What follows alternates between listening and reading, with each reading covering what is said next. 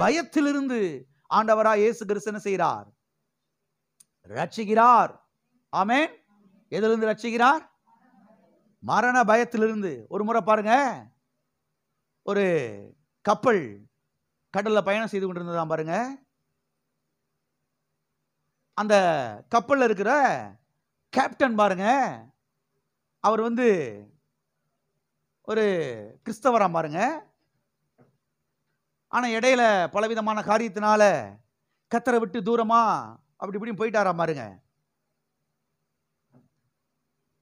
ஒரு முறை பாருங்க, அவர் அந்த கப்பல்ல பயணம் செய்து கொண்டிருந்தாராம். அநேக முறை அவர் பயணம் செய்திருக்கிறாரு. ஒரு நாளும் எதை கண்டு அவர் பயந்ததே கிடையாதாம் பாருங்க. உங்களுக்கு தெரியும், கப்பல்ல பயணம் செய்யறதுன்றதுலாம் லேசு கிடையாது. திடீர்னு புயல் வரும், நடுக்கடல், என்ன வேணா நடக்கலாம், என்ன வேணா பண்ணலாம். திடீர்னு பனிப்பாறையில மோதி கப்பல் உடைஞ்சு எல்லாரும் என்ன செஞ்சிருவாங்க, எவ்வளவோ காரியங்கள் நடக்கலாம். இவர் சொல்றாரு, எத்தனையோ முறை நான் பயணிச்சிருக்கிறேன், ஒரு நாள் நான் பயந்ததே கிடையாது. அந்த டைம் பாருங்க, அவர் ஒரு பயம் வந்துருச்சாம் பாருங்க. திடீர்னு இன்னைக்கு நீ செத்துட்டா நீ எங்க போவ, அதுக்கு பிறகு நீ எங்க போய் சேர போற அப்படின்னு சொல்லி ஒரு பெரிய பயம் தன்னை அறியாமலே அவருக்குள்ள உள்ள பெருக ஆரம்பிச்சிருச்சாம் பாருங்க. என்ன பண்றதுன்னு தெரியல, அப்படியே திகைத்து முகமெல்லாம் வேர்க்க ஆரம்பிச்சிருச்சாம் பாருங்க.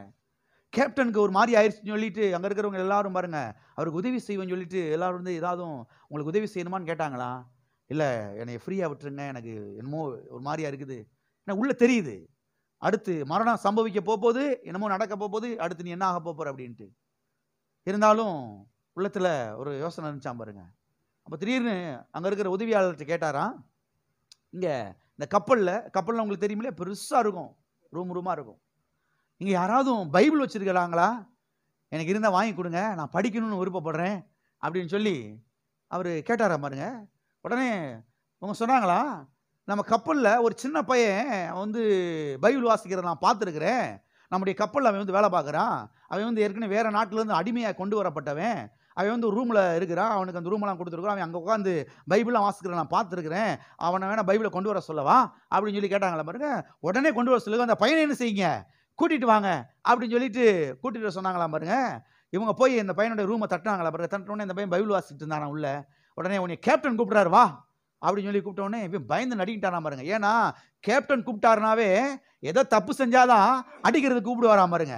அதனால ஐயோ நான் ஒரு தப்புமே செய்யல, நான் பைபிள் வாசித்தா கூட வேலை நேரத்தில் வாசிக்க மாட்டேன், எனக்கு ஃப்ரீ டைம் இருக்கும்போது தான் அந்த வேலையில நான் பைபிள் வாசிப்பேன், ஆனால் அவர்கிட்ட நீங்கள் கொஞ்சம் சொல்லுங்க. இல்லைப்பா அதெல்லாம் இல்லை, நீ ஒரு தப்புமே செய்யலை, உன்னை வேற ஏதோ விஷயத்துக்கு கூப்பிட்றாரு வா அப்படின்னு சொல்லி கூட்டிகிட்டு போனாங்களாம் பாருங்க. கூட்டிகிட்டு போன பிறகு அவர் கேட்டாரா, ஆமாம் நீ பைபிள் வச்சிருக்கியா, பைபிள் நீ வாசிக்கிறியா அப்படின்னே பயந்துக்கிட்டே நடிக்கிட்டு, ஆமாம் நான் பைபிள் வச்சுருக்கேன், பைபிளை வாசிப்பேன், எங்கள் அம்மா சின்ன வயசில் எனக்கு ஒரு பைபிள் கொடுத்தாங்க, நான் சண்டே ஸ்கூலுக்கு போகும்போது பைபிள்லாம் கொடுத்து வாசிப்பான்னு சொன்னாங்க, அதனால் எனக்கு எங்கள் அம்மா கொடுத்தனால நான் டெய்லி வாசிப்பேன் அப்படின்னு சொல்லி சொன்னாங்களாம் பாருங்க அந்த பையன். அதுக்கு அந்த கேப்டன் சொன்னாரா, எனக்கு பைபிள்லேருந்து ஒரு வசனம் வாசிக்கிறியா, பைபிள்லேருந்து எனக்கு ஒரு வசனம் வாசிக்கிறியா அப்படின்னு கேட்டார பாருங்க.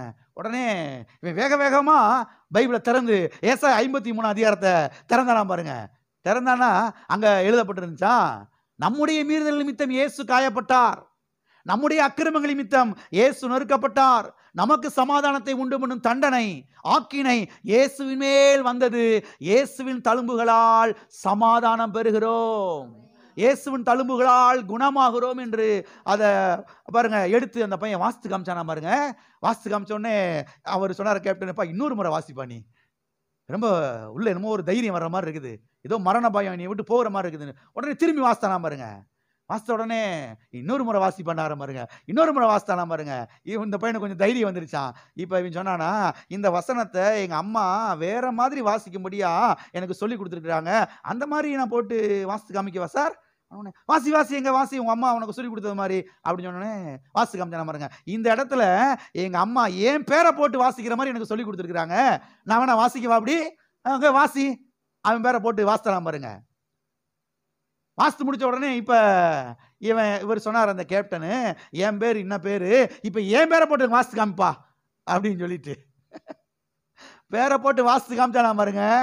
வாசித்து முடிச்ச உடனே சொன்னாரா, ஓகே எனக்குள்ள ஒரு பெரிய சமாதானம் வந்துருச்சு.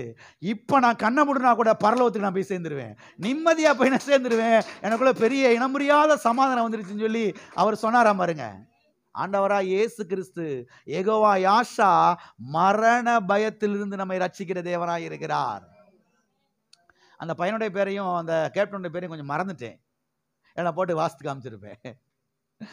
எல்லாம் இருக்கிறீங்களா? நம்முடைய தேவன் மரண பயத்துக்கு நம்மை விலக்கி ரட்சிக்கிற தேவனாய் இருக்கிறார். இந்த மாலை வேளையில் ஒருவேளை சிலர் மரணத்தை குறித்து ஒருவேளை பயந்து கொண்டிருக்கலாம். ஆண்டவரா இயேசு கிறிஸ்து அவர் சொல்லுகிறார், மரண பயத்திலிருந்து நான் உன்னை ரட்சிப்பேன் என்று. ஆண்டவரா இயேசு கிறிஸ்து மரண பயத்துக்கு, சாவின் பயத்துக்கு உங்களை நீங்களாக்கி ரட்சிக்கிற தேவனாய் இருக்கிறார். ஆமென். ஆண்டவரா இயேசு கிறிஸ்து மரண பயத்திலிருந்து நம்மை ரட்சிக்கிற தேவனாய் இருக்கிறார். ஜீவகாலம் எல்லாம், வாழ்நாள் எல்லாம் மரண பயத்தினாலே அடிமைத்தனத்துக்குள்ளானவர்களை விடுதலை பண்ணும்படியாக இயேசு கிறிஸ்து நமக்காக கல்வாரி சிலுவையிலே மரித்தார், அடக்கம் பண்ணப்பட்டார், 3ஆம் நாள் உயிர் தெழுந்தார். ஆமென். எல்லாரும் மறுபடியும் கரங்களை வைத்து சொல்லுவோம், கர்த்தர் என்னை மரண பயத்துக்கு நீங்களாக்கி ரட்சிக்கிறார். ஆமென். திரும்ப திரும்ப சொல்லுங்க, மரண பயம் எல்லாம் ஓடிரும். இன்னும் 10 வருஷத்துக்கு நான் இருப்பேன், இன்னும் 20 வருஷத்துக்கு நான் இருப்பேன். அப்படி பேசுங்க. ஆமென். பேசலாமா பேச வேணாமா? போய் சேருவான். இருந்து என்னத்தை பண்ண போறோம்? சிலருக்கு இருந்து என்னத்தை பண்ண போறோமா? இருந்து இந்த மாதிரி சத்தியங்களை எடுத்து நம்முடைய பிள்ளைகளுக்கு போதிக்கலாம், நம்முடைய பேர பிள்ளைகளுக்கு என்ன செய்யலாம்? போதிக்கலாம். இதெல்லாம் சிலருக்கு விளங்க மாட்டேங்குது பாருங்க. பிள்ளைகள்லாம் கூப்பிட்டு உட்கார வச்சு, பேர பிள்ளைகள்லாம் உட்கார வச்சு வசனத்தை என்ன செய்யலாம், அவங்களுக்கு நல்லா இப்படி சொல்லி கொடுக்கலாம். வேற யார் சொல்லி கொடுப்பா? அப்பா அம்மா வேலை வேலைன்னு ஓடிடுறாங்க. தாத்தா பாட்டியில உட்காந்து என்ன செய்யலாம்? இப்போ உட்காந்து இந்த வசனமாகிய ஞான பால, அதுக்கு தான் தாத்தா பாட்டிலாம் வீட்டில் இருக்கணுன்றது. சிலர் தாத்தா பாட்டியில் வீட்டில் இருக்க வேணான்னு சொல்லி கொண்டு போய் ஹோமில் சேர்த்து விட்டுறா. முட்டாள்கள். ஹோமில் சேர்க்கிறேன், அனாதை இல்லத்தில் சேர்க்கிறேன்னு சொல்லி. வயசான தாத்தா பாட்டியில் வீட்டில் இருக்கிறது ஆசீர்வாதம், அது தொல்லை கிடையாது, அது ஆசீர்வாதம். அவங்க தான் போதிப்பாங்க பிள்ளைகளுக்கு, பேர பிள்ளைகளுக்கு கர்த்தருடைய வார்த்தையை, ரட்சிப்பை குறித்து, மீட்பை குறித்து, தேவனுடைய திட்டத்தை குறித்து, எதிர்காலத்தை குறித்து. ஆமென். அவங்கள வீட்டில் இருக்கிறது ஆசீர்வாதம். ஆமென். ஆகையா இங்கெல்லாம் ஒரு சில தாத்தா பாட்டிலாம் இருக்கிறீங்க, தோத்திரம். கூப்பிட்டு உட்கார வச்சு ஏதோ பிஸ்கட்டையும் பாலை வாங்கி கொடுக்கறது மாத்திரம் இல்ல, உட்கார வச்சு இந்த ஆண்டவரை குறித்து, இந்த நல்ல தேவனை குறித்து போதியுங்கள், ரட்சிப்பை குறித்து போதியுங்கள், மீட்பை குறித்து போதியுங்கள், சிலுவையை குறித்து போதியுங்கள், ரட்சிப்பை குறித்து போதியுங்கள், கர்த்தருடைய சித்தத்தை குறித்து போதியுங்கள். அந்த பிள்ளைகளை குறித்து தேவன் ஒரு பெரிய திட்டத்தை வைத்திருக்கிறார் என்பதை குறித்து போதியுங்கள். நீ நல்லா வருவ, நீ வெற்றி பெறுவ, நீ ஜெயிப்ப, தேவன் உன்னை குறித்து பெரிய திட்டத்தை வைத்திருக்கிறார் என்பதை குறித்து போதியுங்கள். அது உங்களுடைய பொறுப்பாக இருக்கிறது. ஆமே. அப்பா தம்பி, உனக்கு பேங்க்ல ஒரு 2 லட்சம் போட்டிருக்கேன்பா தாத்தா, அதை மட்டும் சொல்லாதீங்க. அதையும் தாண்டி இந்த ஆசீர்வாதத்தின் தேவனை குறித்து, இந்த மீட்பின் தேவனை குறித்து, ரட்சிப்பின் தேவனை குறித்து என்ன செய்யுங்கள்? அவர்களுக்கு சொல்லுங்கள். ஆமென். கர்த்தருடைய வார்த்தையை விதையுங்கள். அவர்கள் வாழ்ந்து சுகமாய் இருப்பார்கள். ஆமென்.